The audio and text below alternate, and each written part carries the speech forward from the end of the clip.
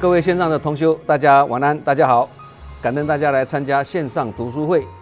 今天晚上我们读书会的主题是要广结善缘，不要到处攀缘。在学佛过程中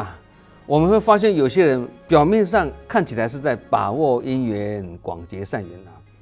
但是分寸上如果没有拿捏好心态上如果没有掌控得很恰当那这样就很可能会落入攀缘之嫌攀缘本来是指攀爬或依靠某人或某物往上爬的意思也就是依附或巴结或刻意靠近某些对象那这些对象通常都是地位高、有影响力的人或事物然后透过这个方式呢，来达到自己的目的。然而，以佛法的角度来讲呢，攀缘是指内心追逐外在的事物，或者刻意追逐特定的人际关系而造成心态上的妄动跟执着这不只会造成我们心灵失去自由，而且还会导致烦恼跟痛苦的增加。因此攀缘是带有负面跟功利性它会让我们呢心随境转因为攀外缘嘛，所以心随境转嘛，无法安住在当下。当我们在攀缘的时候呢，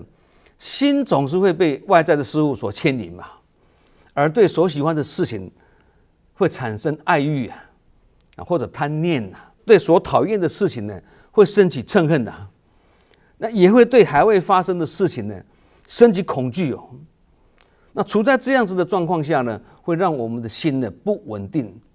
也无法专注在当下。换句话说，就是心无法自在了这个是因为攀缘的时候呢，我们的心是在得失之间呢，所以很容易患得患失而一旦攀缘的对象或者事情改变或消失了因缘转变了那我们这个时候就会陷入痛苦佛经讲诸法因缘生，诸法因缘灭一切外境都是变化无常的我们只要心随外境，就会随波逐流而动荡不定那这样的心境就无法安稳也无法清安那就很容易产生苦恼。因此呢，攀缘也是烦恼的缘起之一相信大家多少都有这种人生经验举例来讲，当我们在攀恋某人或某物的时候呢，一旦无法获得时就会产生愤怒或不满那得到之后呢，又害怕失去，那这个就是攀缘所带来的烦恼了。其实这种情形也叫做攀缘因此佛法强调放下攀缘断除对外境的执着，才能解脱烦恼甚至迈向涅槃而且当我们的心被贪欲或执着填满的时候呢，我们就无法清晰的看到事情的本质跟真相就好像那个镜子碰到灰尘一样容易造成看不清楚而误判或者迷失那另外呢，攀比也是不好攀比是跟别人比较跟计较的心态叫做攀比那攀比往往会伴随着嫉妒跟虚荣伴随着这两个东西因为会比来比去那比上不足就会造成什么？嫉妒跟羡慕那比下有余呢就会造成什么？虚荣心跟优越感因此攀缘跟攀比都不好。有一句俗语说富在深山有人去穷在隔壁没人来那为什么他都住在深山里面了还会有人不远千里去看他呢？因为他是富豪自然会有人呢去跟他拉关系这就是凡夫的攀缘心也是现实人生的写照。相反的隔壁住的是一个很穷苦的人却没有人要去他家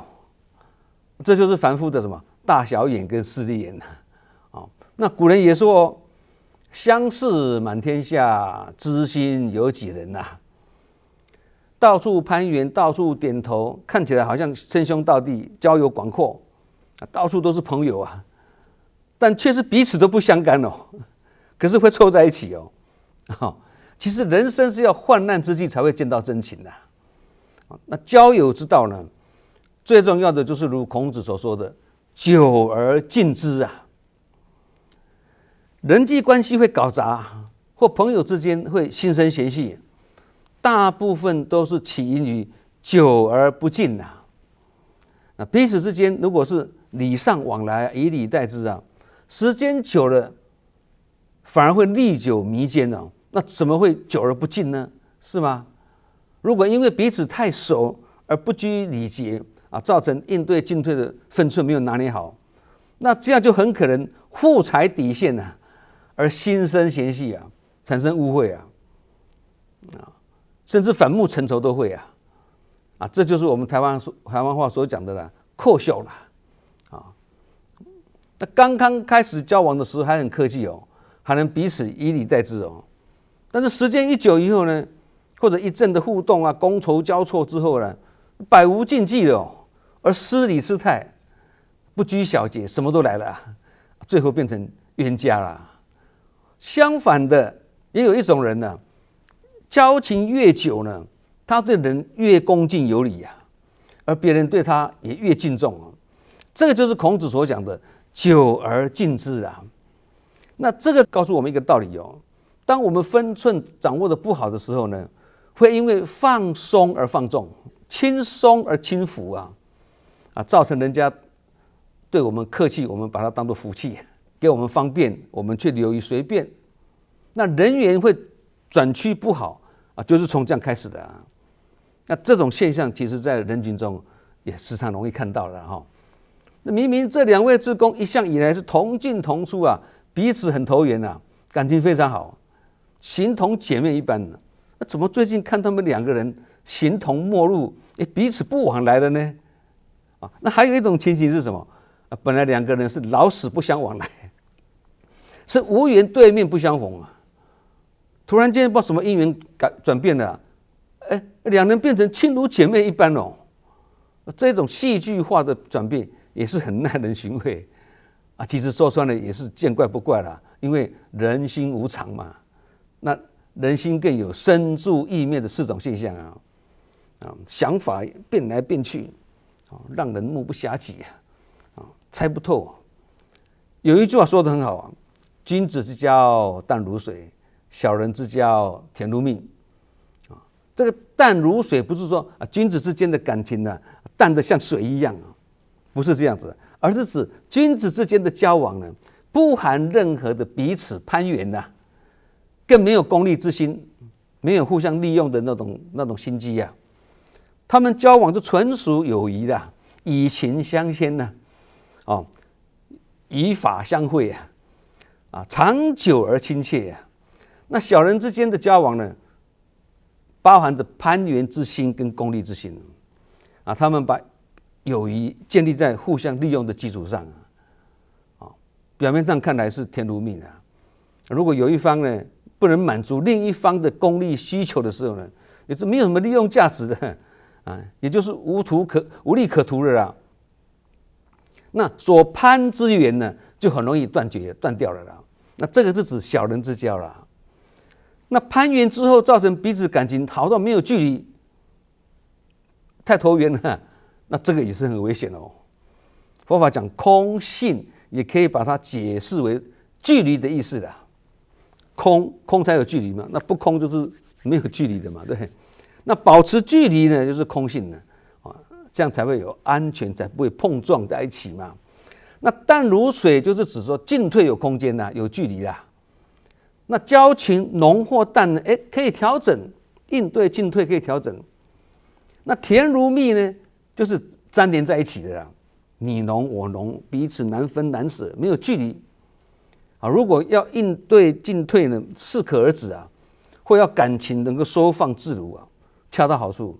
那这个就要懂得以礼待之，保持距离的。那这个就是久而敬之的交友的原则，也是做人处事的智慧啦。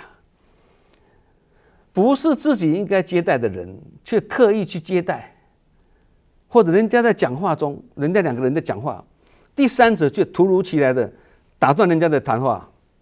大辣辣的插话，而且还喧宾夺主啊！表面上看起来好像是没有礼貌跟不尊重，其实这也是一种攀援。这个在人群中也是经常发生的。有时候我们在谈重要的事情的时候呢，就有人突然间靠近来插话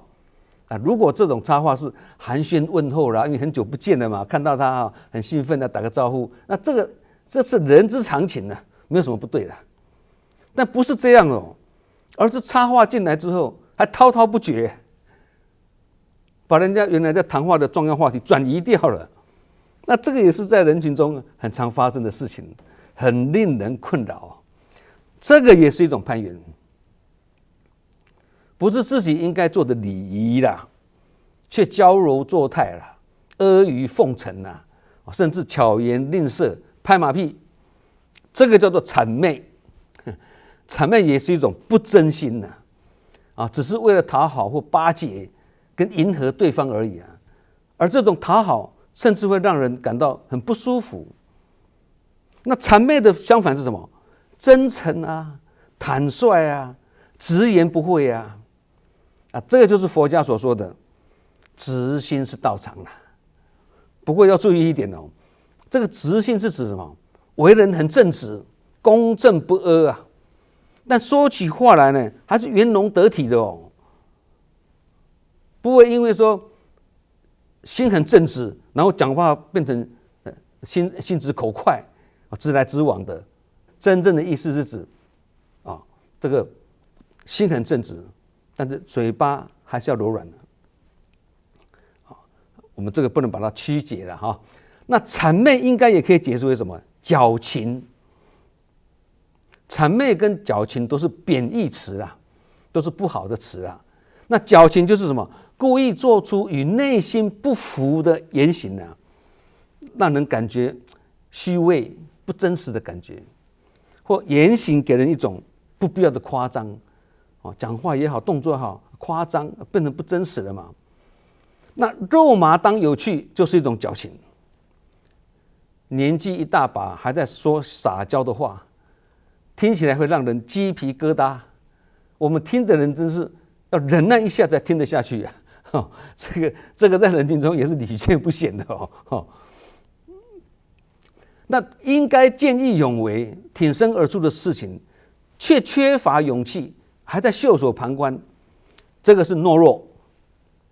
所以我们才说，真正的好人不是只有爱心而已哦，还要做一个有智慧的好人、有原则的好人、有勇气的好人哦。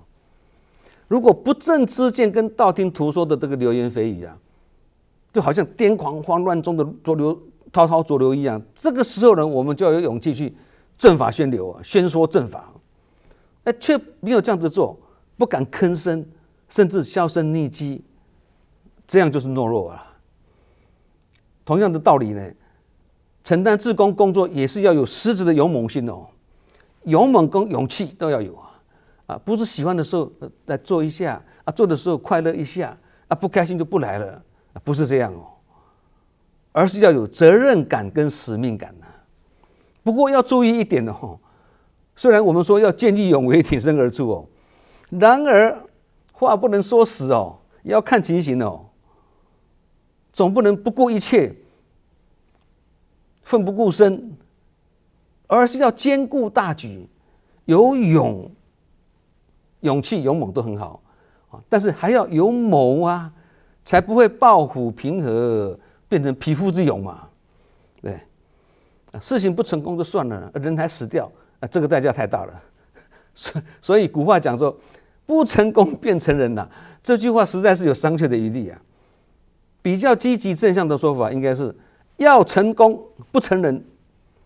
不但任务达标、成功达标，人也活着回来，这样才是皆大欢喜，一切圆满呐。正言上人曾经开始说有正义感虽然很好，但正义感也是有危险的哦，要掌控得很好，因为正义感稍一不慎，会让人义愤填膺意气用事所以有正义感不如有使命感要改善社会风气，就要人人先修正自己的习气，唯有自己先改变，才有可能去影响别人嘛。那这一句开示跟孔子所说的正人先正己是一样的意思啦。要去影响别人，也去看看自己的能力啊，还要看因缘是否成熟啊。见义勇为是很好，但总不能勇有余谋不足啊，对，而是要勇有余谋也足啊，才有办法成事啊。同样的道理啊，要说法讲道理，也是要选对对象，选对时机才能说啊，否则不对机或对方没有兴趣，或听不懂，讲的也是白讲啊，甚至语言接的不好，那讲出来的话变成是非啊，这个更要命。佛陀在世时也好啦，现在的高僧大德也好啦，也是不度无缘之人呐，因为他们懂得因材施教，应缘说法，因缘成熟时呢，可以滔滔不绝啊，因缘不好的时候，连一句话也不说。我们大家都有一种经验有时候呢，明明我们说的是好话一句，却偏偏被曲解跟误解，这个就是不该说而说啦，或者该说的时候没有用心说啦，也就是没有选对对象、选对时机才说的后遗症。有时候明明那个人说的不是正法很奇怪，却很多人喜欢听。这就是他讲话能投其所好，而彼此对机啊。不止好人之间会互结好缘坏人跟坏人之间也会互相结好缘所以才会彼此有志一同而臭味相投嘛，不是吗？那这种物以类聚，也是人跟人之间缘的关系啦，所以缘很重要。有一位志工跟着团队一起去搭巴士要去参加活动那讲好车费是每一位志工呢自行付费。那领队师姐呢，在这个车子一开动以后就开始在车上呢收钱了。那这位志工眼看哎呀，还有一些人没有坐下来，还在走动，就劝这位领队呢，是不是等大家都坐下来再来收钱比较安全？那其实这个是完全正确也合理的建议啊。然而这位领队可能有自己的想法他听到这位志工这样的建议之后非常不高兴，还数落他。那本来是小事一桩结果事后却传来传去，变成是是非非。那这位志工呢，就感觉很纳闷，明明是小事，为什么会恶化成为轩然大波呢？心里很不解，也很沮丧。我跟他分享说这就是入人群的不经一事不长一智的。明明是微不足道的芝麻小事，也能变成处处惹尘埃虽然你的建议很对啦，但你跟这位领队的语言结得不好，虽然错在他，但倒霉的是你你说冤枉不冤枉这个告诉我们一个道理啦，要劝说或建议别人也去看自己的能力够不够还要看彼此的因缘好不好否则话不投机，半句都嫌多不要说讲好话要看时机才讲甚至说好话也要适可而止刚好就好因为好话不可说尽，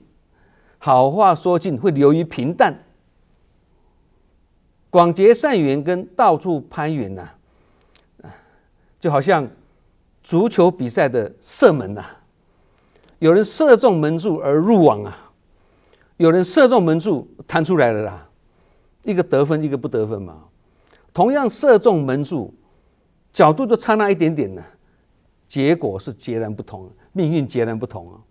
这个就是所谓什么差之毫厘失之千里的道理啦。那广结善缘跟到处攀援的道理也是一样听起来很相似其实是泾渭分明，没有模糊的空间差一点就差很多啦。广结善缘跟到处攀援，表面上对象都是人嘛，都涉及跟别人建立关系啦那这两句话的内涵跟动机是完全不同的甚至说是彼此是对立的广结善缘是出于真诚跟善意嘛，是无私的帮助他人，并建立了良好的人缘啊。中间没有特定的什么利害关系、利益关系哦。他强调的是什么？顺其自然，彼此平等，互相尊重哦。那广结善缘的人呢，他不会有分别心，去区分高低贵贱，而是平等对待每一个人啊，并且是什么？随缘不强求。他不会碰到高官显要或者富贵贤达之人呢，就刻意去亲近、去拉关系；而碰到贩夫走卒或者地位卑下的人呢，就刻意远离啊。如果是这样，就叫做大小眼、分别心啊。那到处攀援就不一样了，到处攀援是带有分别心跟功利性的，往往是为了追求名利、权势或私利，而刻意去跟有利可图的人或环境去建立关系啊。这个在人群中可以说是随处可见的。到处攀援的人，通常只接近对自己有利用价值的人，动作上显得急功近利，急于求成，甚至可能呢逢迎拍马或虚情假意的。总而言之啦，广结善缘会带来正向循环的，种下良好的因果关系，让自己跟别人都能感到安心跟温暖啊。而到处攀援呢，则容易导致人际关系的破裂，因为这种利益关系呢，一旦无法满足自己的需求的时候呢，就很可能开始远离对方了哦。因为你已经对我我对你已经无利可图了，对，没有什么利用价值的这个就是攀援的现象嘛。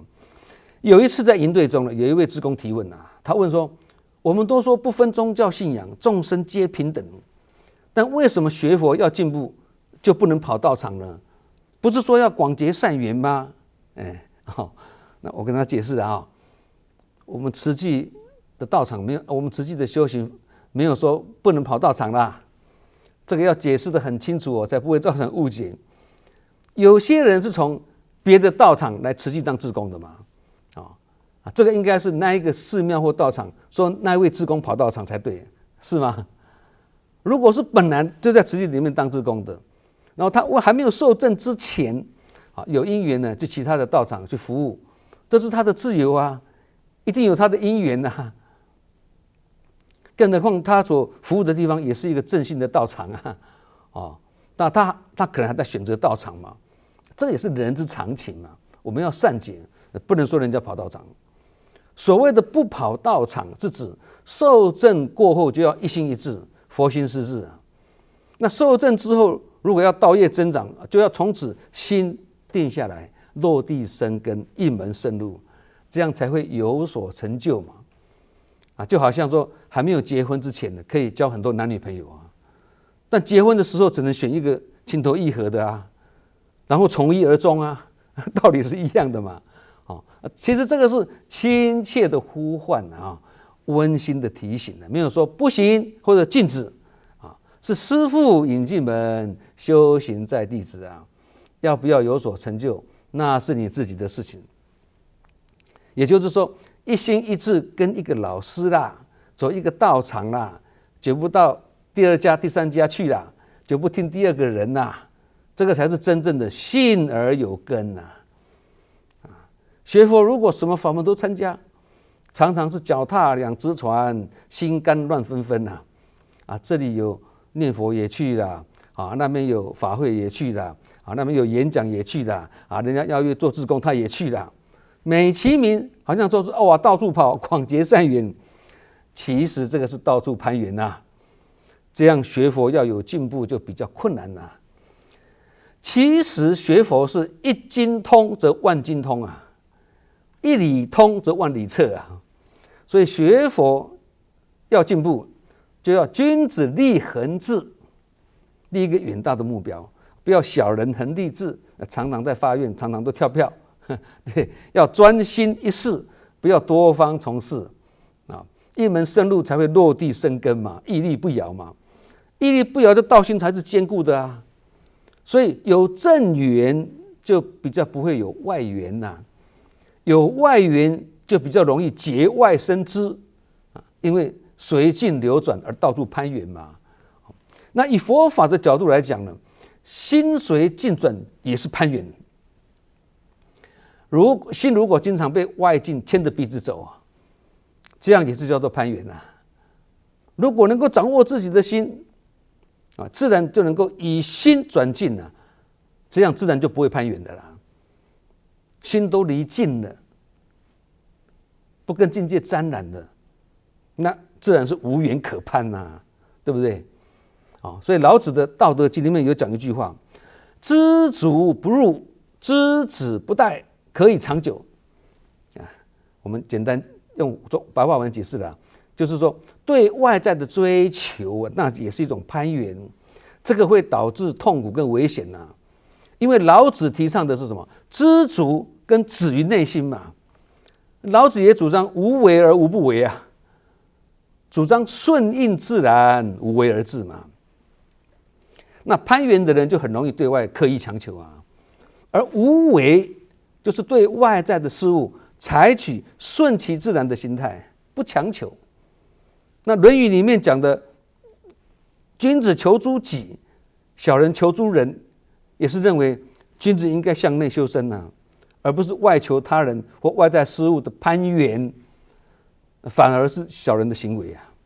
所以才说小人求诸人嘛。什么事情都要求别人，责怪别人啊。那《论语》有一句话也是这样说：“富与贵是人之所欲也，不以其道得之，不处也。”意思是说，君子无论身处富贵或者贫贱，或身处仓促危急，或者颠沛流离啊，他都不会违背人道。虽然说富与贵是人人都向往的啦。然而，如果得到富贵，得到富贵呢，却不是取之有道啊，那就应该要舍弃富贵哦。贫与贱都是人人不乐意的嘛。然而，如果处于贫贱，却不能以正道去脱贫呐，以正确的方式去脱贫呐，意思是这样子的，那就最好还是安于贫困吧。但是，一般的人好像也不是这样子想了哦。所以这句话也是很有人生哲理哦。所以一个君子即使在富贵腾达时，他也不会去攀援，也就是他不会乐在其中啦。长袖善舞啊，这样子弄那些社会那个社交关系，他不会。即使在仓促危急时或者颠沛流离时呢，也一样不会攀援的。也就是不会被外境所影响而心随境转这样就是不攀援的君子。那要如何避免攀援呢？讲到这样子，要怎么避免呢？有几个具体的做法可以参考了哈。第一个，培养正念，有正念，自然能以正知正见去判断结缘跟攀援的差异在哪里呀？第二，修无常观。能体认到生灭无常，比较会让人不计较而看开放下嘛，这样自然也比较不会执着于到处攀援呐。第三，一切随顺因缘，能随缘行事，坦然接受外境的自然变化，自然就不对攀援产生执着跟依赖嘛。第四，福慧双修啊。能够修于内，行于外，叫做福慧双修嘛。那内修外行，才有可能悲智双运呐。这样才有可能找到内心真正的平静跟喜悦。心灵有家，也心中有主人，那自然不会向外攀援的嘛。以上这4个行动纲领呢，我们大家可以参考了哈。该结好缘的时候，我们就把握因缘。不该攀援的时候，我们就以平常心恒顺因缘，这样一半尽其在我，一半顺其自然。菩萨道上，我们才会越走越清安自在，到处结好人缘呐。好，我们今晚的读书会要广结善缘，不要到处攀援，就分享到这里。希望大家都能够法喜充满，福慧双修。感恩大家的聆听，我们下周同一时间再见。